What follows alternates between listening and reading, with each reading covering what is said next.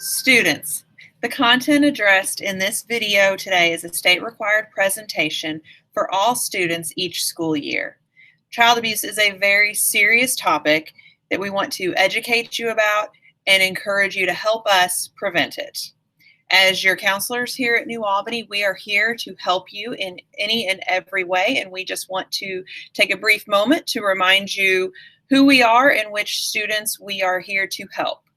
My name is Ms. McGarvey, and I'm the counselor for 9th through 12th grade students, last names A to B, and all Bulldog scholars.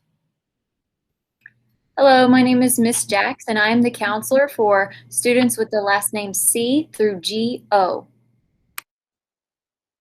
I'm Mrs. Spainhour. I am the counselor for last names G-R through L, grades 9 through 12.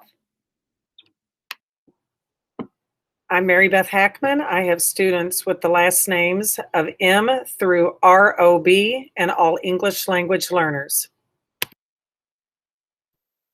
I am Mrs. Gregory. I will be here till the end of this school year, and I have the alphabet ROC through Z. Greetings, Bulldogs. My name is Mr. Bobbitt, and I get the opportunity to serve as the post-secondary counselor. I'm Patty Howland, and I'm the special ed facilitators with students A to J, 9 to 12. Hi, I'm Mrs. Kaiser, and I am another special ed facilitator, alphabet letters L, K through Z, grades 9 to 12. Thank you. Greetings, Bulldogs, and welcome to our conversation about child abuse and neglect. Now, as Ms. McGarvey said, this topic is not easy to talk about or to think about, but it is important for us to discuss, not only because it is a state mandate that we do so, but it's important that we prevent child abuse and neglect because it's imperative for a healthy community and society. Now, after this video, you should be able to identify the following learning targets. You should be able to define and explain what constitutes child abuse or neglect. You should be able to name the categories and common signs of abuse or neglect. And you should be able to explain how to get information about abuse or neglect, its prevention, and how to report it if necessary.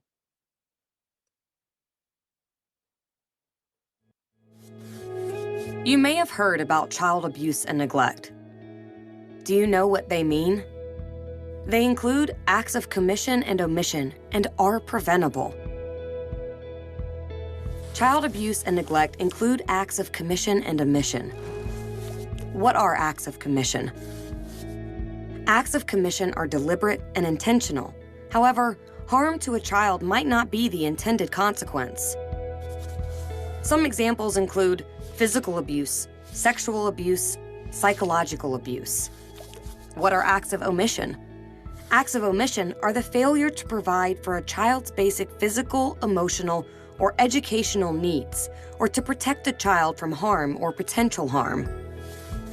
Some examples include physical neglect, emotional neglect, medical and dental neglect, educational neglect, inadequate supervision, exposure to violent environments.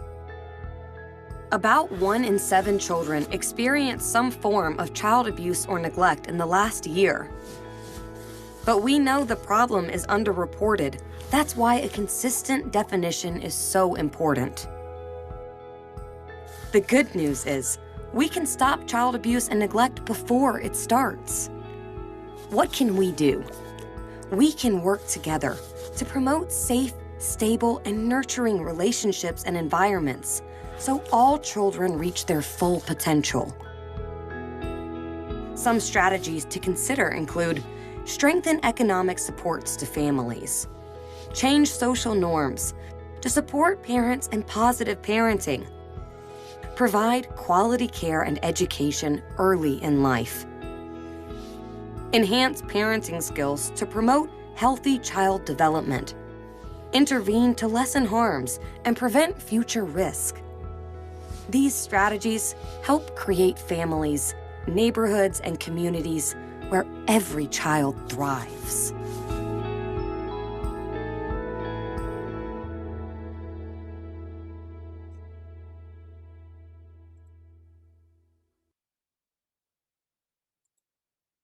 All right, students, now after watching that video, can you name all the categories of abuse?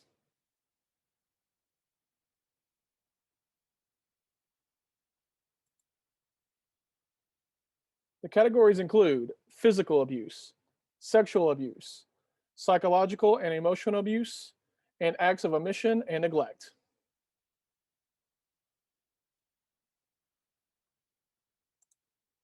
Now that we know the categories, let's see how we can recognize signs of abuse and neglect.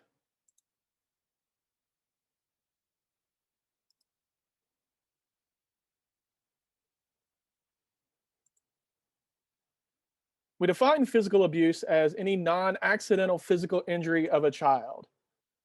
Signs of physical abuse include, but are not limited to, unexplained burns, bites, bruises, broken bones, black eyes. If a child seems frightened of a parent or a caregiver and maybe doesn't want to go home, or if a child reports injury by a parent or another adult.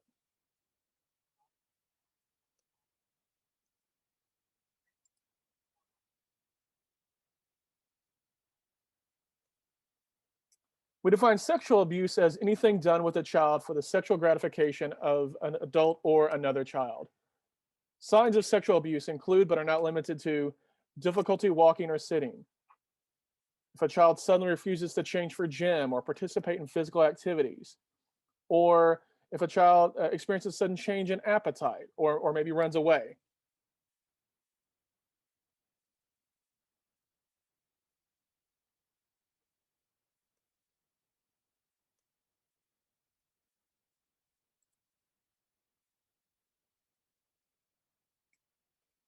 We define emotional abuse as a pattern of behavior that can cause damage to a child's mental health.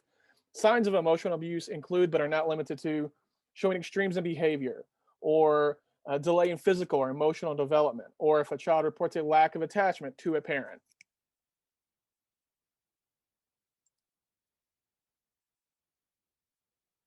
Now, what are the differences between child abuse and neglect?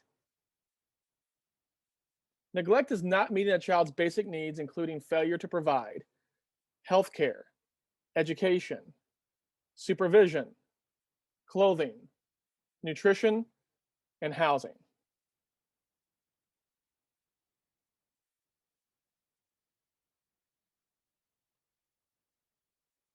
Students, has there been a time where you have felt that you've been abused or experienced neglect?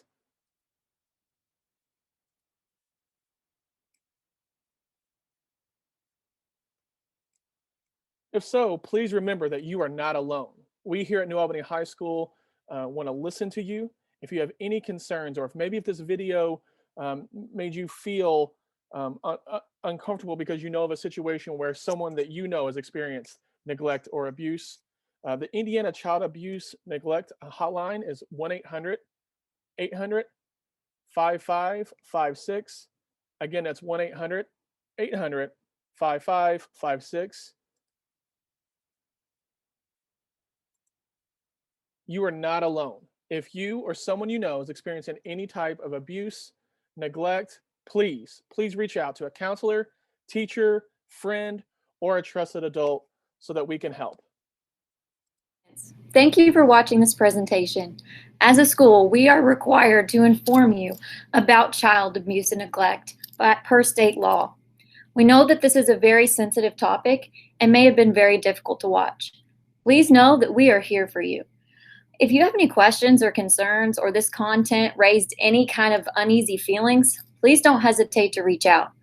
Our email addresses are located on the school's website, or you can just stop by the counseling office that's located near door 1. Again, we are here to listen and keep you safe. Thanks again.